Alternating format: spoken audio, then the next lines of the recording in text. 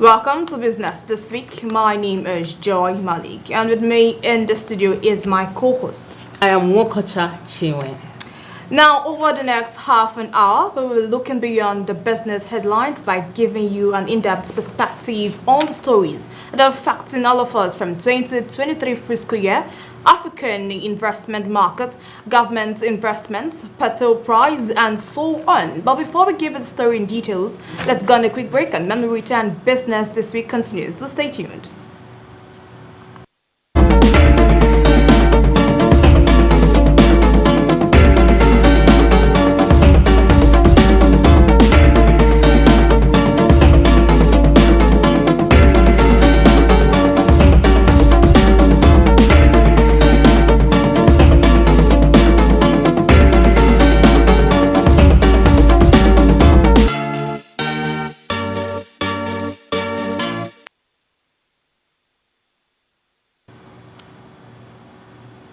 Welcome back. If you're just joining us, this is Business This Week. Now, coming up on today's show, we have 2023 fiscal year. We also have Africa investment market, as well as government investments, And petrol price, yes. boosting economy, and last but not the least, disengagement. But first, as always, let's start with 2023 fiscal year.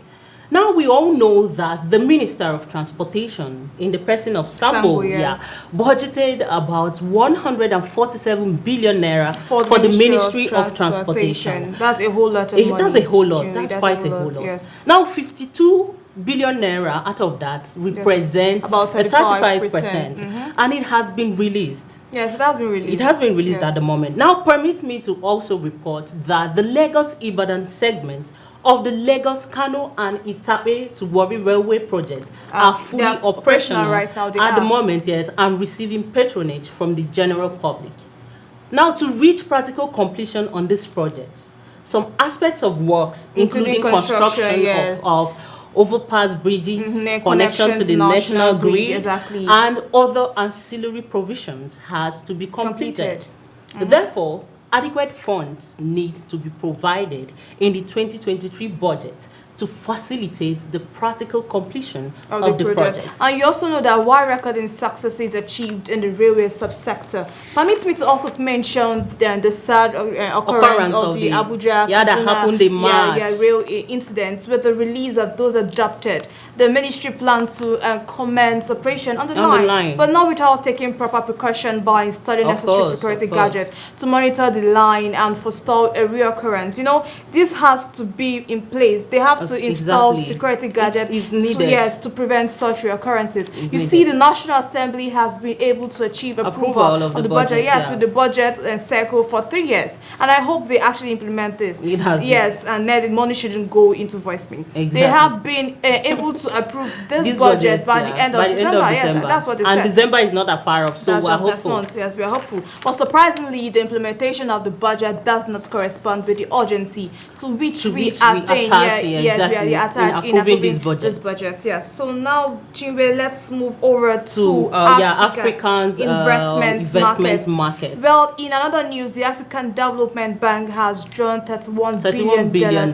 Yes, investment interest from African and global investors. Oh, well, that's a whole lot. That's a whole lot, Chinwe. Now, the thing is, despite the challenges we face as Nigerians, we are not afraid. Yes. Neither are we despaired, nor lost. Strong, neither are we going to lose hope. We are quite resilient, you know. Now, we're also excited and committed to have collective goal, accelerating the closure of deals to transform Africa and investment landscape. Yeah, notwithstanding the ongoing global crisis, we have to keep our eyes on the ball. We must continue to encourage and enable investment in agriculture and industry, as well as the infrastructure, health, then we have to and so on. Then growing our own food and manufacturing more will enable us to trade more. It will lead to less overall greenhouse gas emissions linked to imports from far away. Now, in the process, this will also generate more employment and opportunities for our people. So it will benefit us at large. Yes, it will also benefit us. Now, let's take a look at government investment. Yes, the AFD report. Yes, exactly. Now, a new report by the African Development Bank has stated that high military expenditures in Nigeria, exactly, and other African countries such as Mali, Burkina Faso, Niger, Ghana, Senegal have weakened government investments in critical sectors.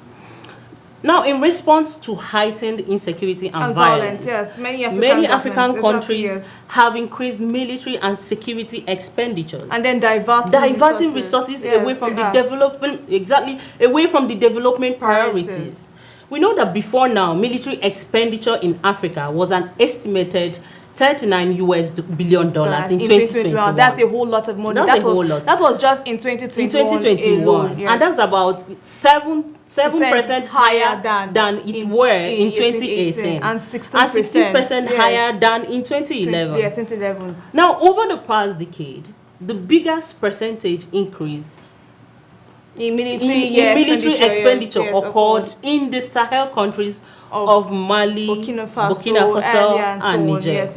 You know, for instance, coastal countries in West Africa, such as including Nigeria, Ghana, Senegal, and so on. Also, they also observed the largest percentage increase in military expenditure over the past year.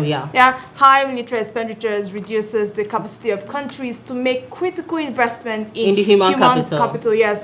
Then infrastructure, energy, and agriculture. They're required to deliver on global development ambitions, such as the UN Sustainable Development Goals, that's the USDGs.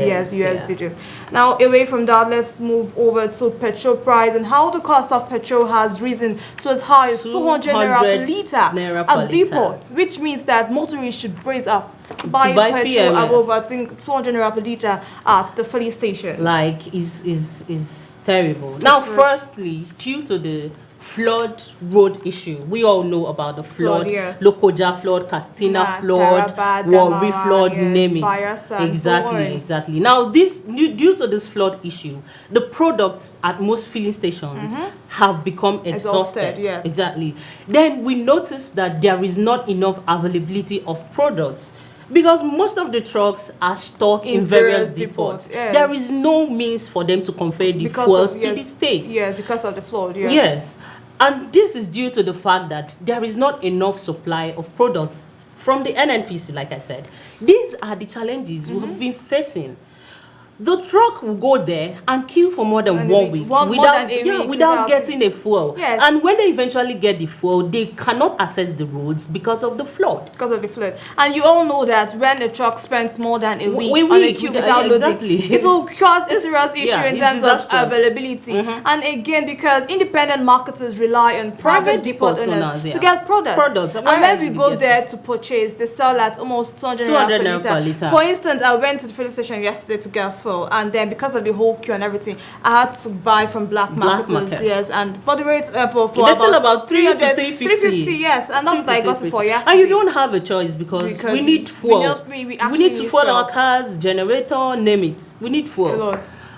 Well, they also sell between 190 to 200 per liter. That's it. In just Lagos, said it. Okay, this is in Lagos and Warri depots. Now you can now imagine the cost at filling stations. People should, if they can buy this for like 200 naira at the from the roadside. How would they sell? How much would they sell in the filling station? Exactly. Actually, people should definitely be ready to buy above 200 naira per liter if this situation continues. It is worrisome. It is worrisome. Now let's look at our economy. Boosting economy. Now, the Nigerian money app known as Kuda has said it is launching in the UK as part of a global expansion drive with a view of serving the cross-border transfer needs of UK-based Nigerians. I think that's actually good news. Yes, actually very good news to help transfer to Nigerians. Yes, Nigerian-based. Yeah, and and they also said they're going to charge a flat fee of about £3 per transfer to a limit of £10,000. Yes, we all know that over £3 billion are sent from the UK to Nigeria every year, and that's the new fixed fee structure has the potential to save Nigerians, even in the UK, millions of pounds. Yes. Around the world, Jamaicans companies like Kuda help Africans living and working abroad to send money back to their families. As such, they play a critical role in the global cross-border payment ecosystem. That's actually nice. That's actually very nice. Africans in the UK are faced with barriers, if I must tell you, after barriers, a lot of barriers when it comes to financial services, from challenges setting up accounts to prohibitive and inconsistent fees on meaningful transfers. I mean, they are forced to limit each transfer to a few £100 to avoid losing money or facing escalating exchange rates by bigger transfers. Yes, now technology means the world is getting smaller, but the incredible transformation in financial services hasn't been inclusive. Kuda is changing that narrative. Initially for Nigerians, then all Africans in the UK and across the globe. Exactly, that's very nice of Kuda. So let's look at disengagement and how Meta laid off 13% of its workforce yesterday, and total CEO and that is Mark Zuckerberg fired about 11,000 employees, including people working for Facebook and WhatsApp and Instagram. I have a friend who works for Facebook yesterday. Wow. Was she included? No, she wasn't. She was actually very lucky. She wasn't laid off yesterday. So now we all know this is especially difficult if you're there on a visa. Yes, I mean, there is a notice period before termination and some visa grace periods. Which means everyone will have time to make plans and work through their immigration status. They have dedicated immigration specialists to help guide you based on what you and your family need. Many impacted employees hold a HB1 visa, which gives 60 days to get a job in the United States. If terminated, if they're being terminated. Exactly. So if the impacted employees fail to find a job in the specified time period, they will need to go back to their home country, and the original employer will need to bear the flight cost. Yesterday when I was discussing with my friend about the whole layoff and everything, she said that Mark Zuckerberg was actually kind enough to pay them for 4 months, ahead. So now, in case they don't get a job before then, they can use that 4 months salary, to get themselves together before getting a new job. Could we attribute this to the inflation generally? Yes, No, I think it's because of the workflow there. I think, the workflow there is actually very loose. So I think that's why he had to lay them off. But 11,000, that's huge. That's huge. Now, you are still watching Business This Week on Viewer Television. All right, we have a guest in the studio with us today, but let's go on a quick break. And when we return, Business This Week continues. Do stay tuned.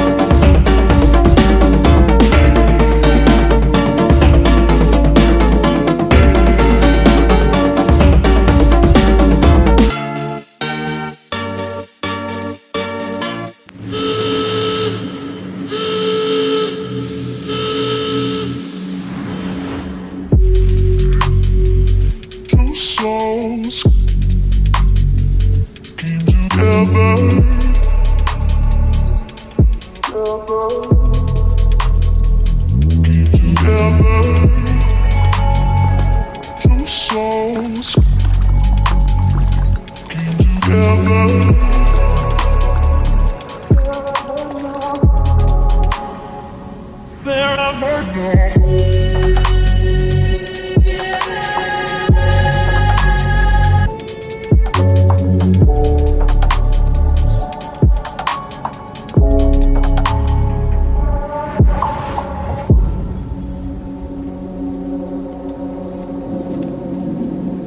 Fragrance, the new luxury fragrance for men and women.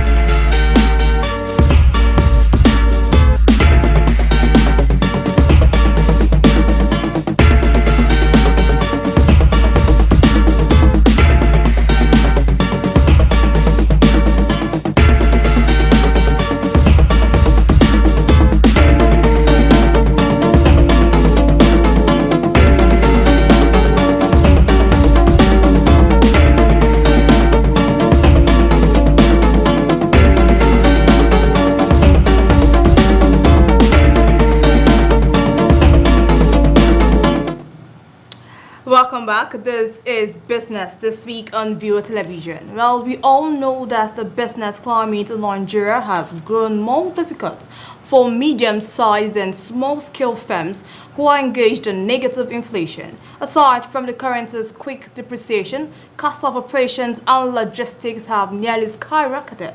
Yet, pragmatic businessmen still have some hope. Thani, the operational manager at ProBline, has joined us to further discuss this. It's great to have you here, Tony. Thank you for inviting me, ladies. Welcome to Viewer Television. Thank Tony. you so much. Well, all right, very good. So, how long have you been doing business in Nigeria, Tony?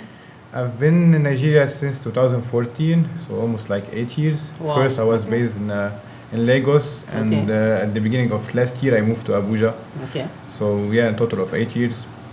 Okay, so tell us how business has been for you in 2022 compared to when you came into Nigeria. Okay, so when it started, like the late 80s, it's been up and down in the business of Nigeria. So 2014, it was the time of booming. Okay. Yes. After 15, 16, then when the election came, so the business has Fluctuated. become very low. After 17, it started moving till 19. Corona came, so after the business had affected, and now again, it's like getting bit also challenging this period, because of the naira inflation and all this, all over the world actually. Inflation, all right, we'll get to that. All right, Tony, can you tell us elaborately about your company? Okay, ProBlind have been established. ProBlind, that's the company of the name, of the company. Yeah, we've been here almost 10 years. In Nigeria, we are expert in windows shading. All right. Our core business is the curtains and roller blinds. We can do. Do you do interior generally or just curtains and blinds? Mostly we focus on the curtains and blinds. We have other products. We sell carpets, flooring, wallpapers, beddings. But our core business is the blinds, curtains and blinds. Yeah, motorized or manual one. All right, that's very nice. Yeah. Now, what can you tell us now about the whole dollar hike and the naira devaluation?